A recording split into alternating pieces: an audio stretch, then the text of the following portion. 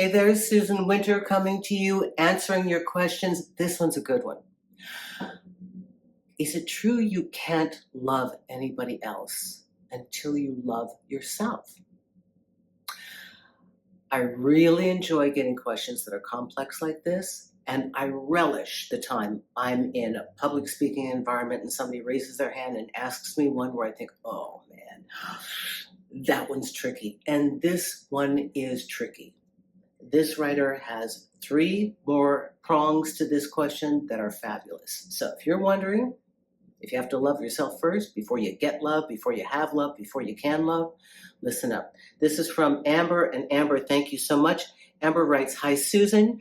Your content has shaped me into a resilient, no BS type of woman, both inside and outside of my dating life.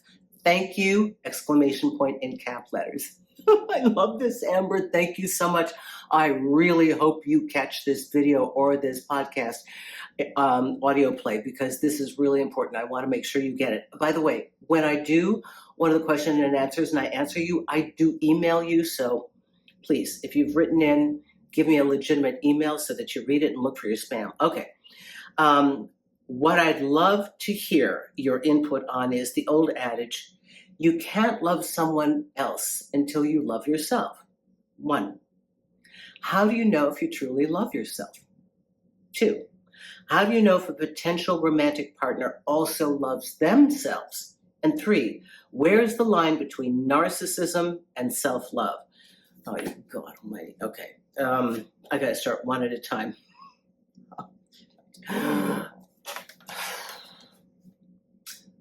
How do you know if you love yourself? This is an evolving, ongoing situation for all of us.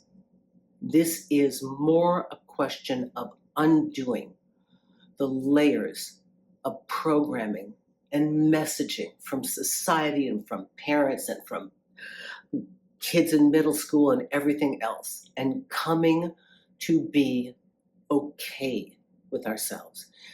You know you love yourself when the chatter in your mind that is so negative is countered fairly rapidly by a, that's kind of a mean thing to say to yourself. Come on.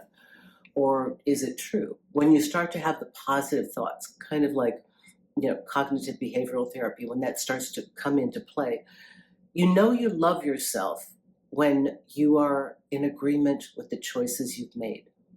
Understanding that in that time and place, out of all the options that you understood as being presented to you, you made the most accurate decision for what you truly wanted in that moment. So it is reconciling our past, and it is forgiving the times that we were less than we wanted to be, and understanding how to be the better version of ourselves. So in essence, I would hope that we start to know. I think self-love is a really big word and idea that blocks most people from doing it. A lot like meditation, like, oh my God, it has to be, an hour, and I have to be at peace, and I have to feel nirvana, and I have to have no thoughts. I think it's more like just being in agreement with yourself and not hating yourself so much. Kind of like generally, you're okay. That's what I think self-love is. Okay? Number 2 is going to be tricky. How do you know if a potential romantic partner also loves themselves? Well, you will find out as the relationship evolves. Listen to their negative self-talk. Although some people have a lot of negative self-talk, but it doesn't hinder them being in a relationship. It just hampers them in the way they feel about themselves. I guarantee you, this whole thing about do you have to love somebody before you find love is nonsense. We suggest it. You'll be a better partner if you don't hate yourself. Well, you'll be a better partner if you take responsibility for yourself.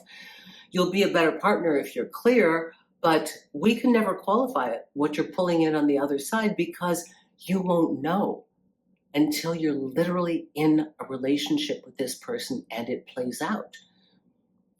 Everybody wants the approval stamp right away when they're dating. Like, give me the one sign that I know I won't get hurt or I won't waste time. We got red flags for you.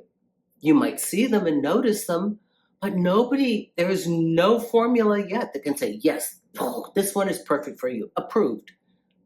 So how do you know if they love themselves? Do they sabotage themselves? Do they sabotage the relationship?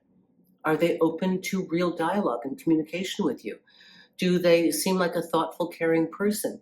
There are a lot of ways to tell if they hate themselves.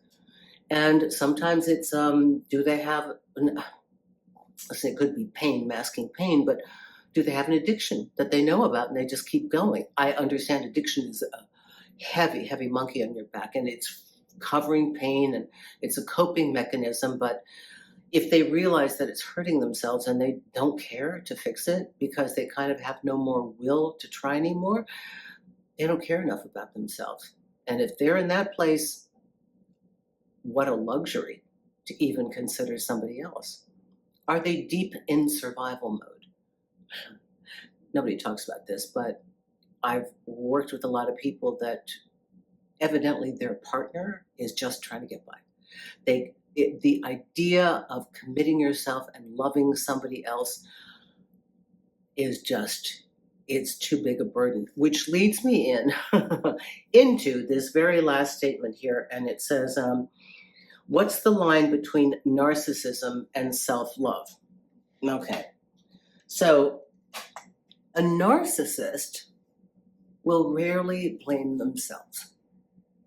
Rarely will you find a narcissist flailing themselves for something they have done improperly, insensitivity. Rarely will a narcissist ever worry about how their behavior has affected you. They couldn't care less. Healthy self-love means you understand what it's like to be a human, and you therefore have compassion and patience with your partner. You do hold them to standards, but you understand that humans are flawed creatures. This is what being human is. We're striving to be our higher selves, and day in and day out, little buttons of reactivity are pressed all throughout the minute we open up our eyes, and probably when you're sleeping. You know, those little buttons start coming and they trigger you. As my friend said years ago, Bill, God, this guy, I haven't seen him in ages. He said, the goal is to get it from a fire alarm to a doorbell. And those are the triggers. So narcissists don't deeply reflect on if they've hurt you.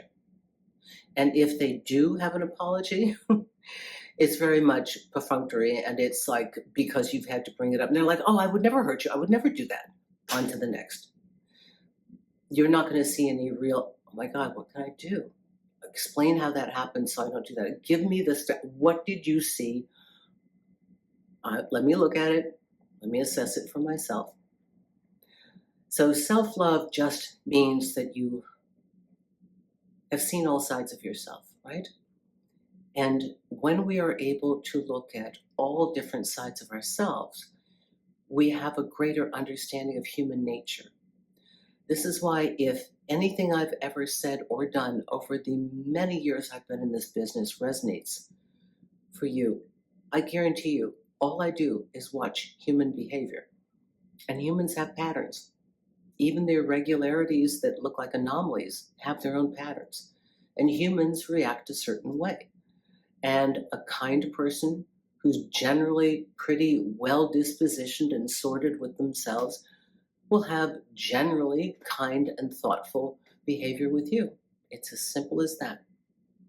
I hope this helps you. Susan Winter for SusanWinter.net. Please don't suffer in silence. You have something you're ruminating about, something that's just over and over creating anxiety, just book a session. Just push the button, book a session, take the time you want that's available, and let's get it done. And I have new products and services that are coming around that I'm excited about. If you haven't already, start listening to my podcast, The Susan Winter Show.